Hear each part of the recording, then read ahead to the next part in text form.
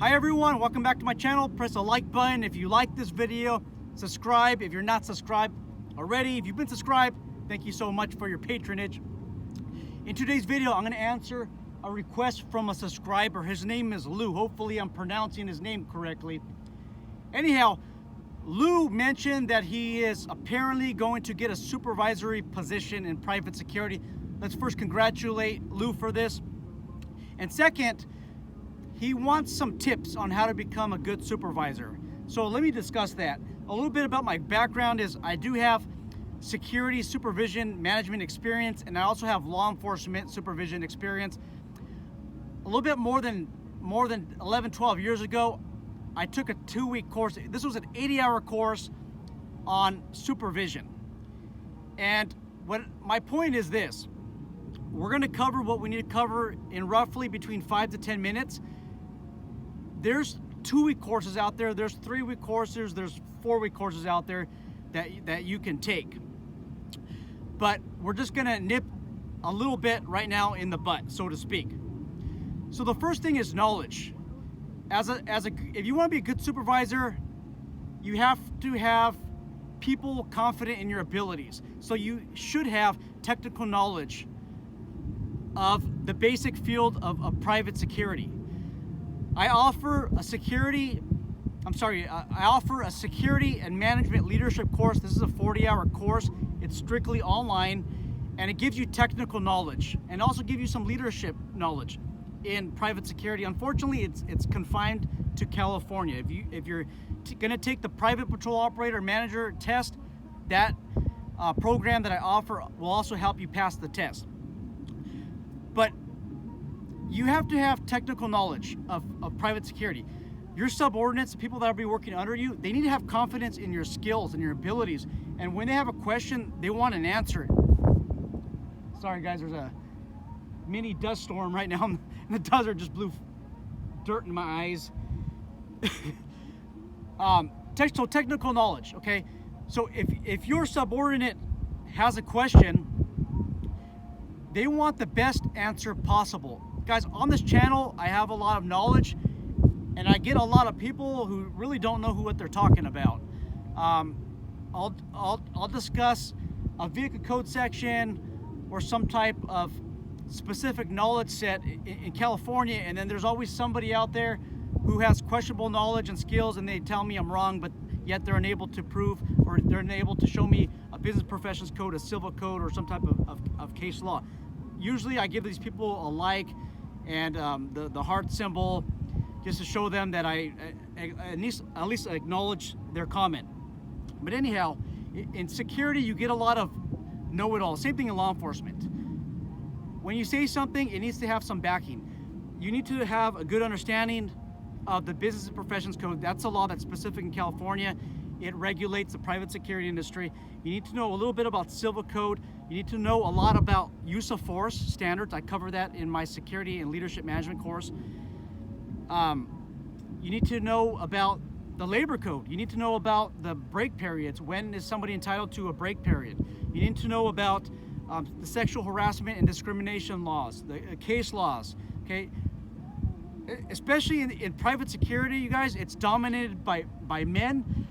Men make a lot of off-color jokes, and there's females that tend to be receptive to a lot of these jokes, and it looks like they think it's amusing, but there's some that get really offended on what you're saying, and we need to respect everybody's ability and their right to work in a workplace, work in a harassment-free environment. So you have to know your labor code, your sexual harassment discrimination laws as well. You have to have a good understanding of tactics. Your subordinates are going to approach you with some questions, and they're going to watch a video about something, a news release about maybe an active shooter incident. Hey boss, in this type of situation, what should I do? You got to have that technical knowledge. Now, I'm not saying you have to have technical knowledge about everything, at least be able to point them in the right direction. This channel has a lot of technical knowledge in over 450 videos. If you have trust in what I say and what I do, you could show them videos. So if you don't have any if you don't have any training in active shooters, in an active shooter incident, go to my channel, look at all the comments, and look at a lot of my subscribers. They have their own channels. The University Security and Solutions channel, I'm probably butchering their name. He has a really good presentation on active shooter incidents and what you could do as a private security professional. He comments in a lot of my videos. Just look at his channel, and you could see the useful information that he puts out there. I'll actually provide a link in the description box below. So technical knowledge is a must, but remember, you don't know it all, but you have to be able to at least know what resources you can reach out to. Second, I want you to be invested in the employee. It's not about you, it's about your employee. It's the employee, it's the boot on the ground, it's the private security officer who's working this post is what makes these contracts keep going. It's what makes the revenue keep coming. It makes what's recruiting effort is a lot easier than others.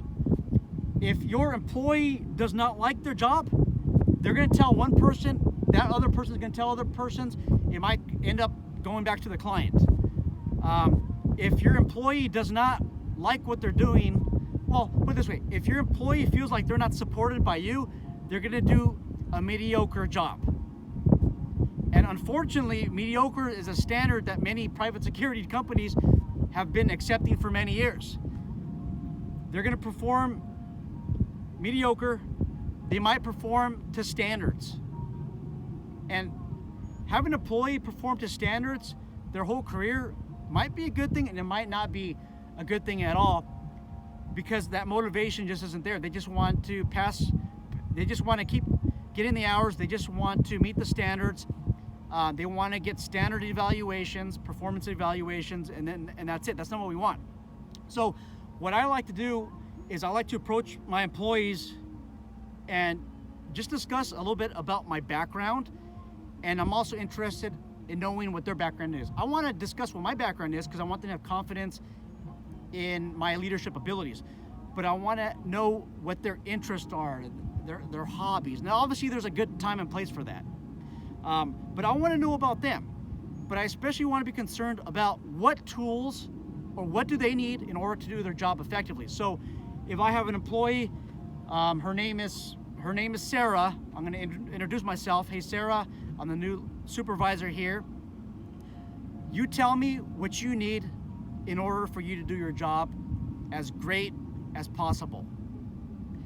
Is it tools? Is it equipment? Is it some type of training? You let me know, and I'm going to do the best that I can in order for you to have the best tools and even knowledge and skill set in order to do the job as great as I know that you're going to perform this job. You got to have that sit down, that discussion.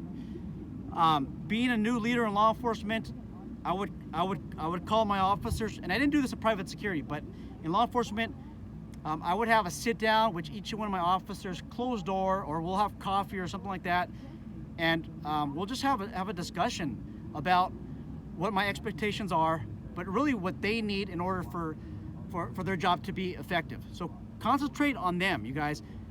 The key word in gaining respect is empathy. That's putting yourself in someone else's shoes. If you utilize the concept of empathy every time you have a discussion with an employee, you're going to gain such more respect. Okay guys, so that's it for today. There's so much other topics to discuss. There's so much other tips. If you are a private security company owner, I want to hear from you.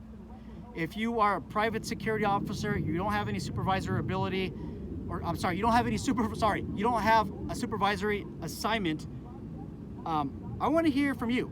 And keep in mind, even though that you're not a supervisor per se, you can always be a leader. And I want to hear from those of you who are leaders. What do you expect from a supervisor? And how does a supervisor gain your respect? I'll tell you from the get-go, for me, it's pizza. You hook me up with some pizza, then we could be friends for a long time. And I'm talking about day one. And now I'm not talking about Domino's, Pizza Hut, Little Caesar. I'm talking about some gourmet pizza from somewhere around the block. Let me know what you guys' thoughts are. Take care.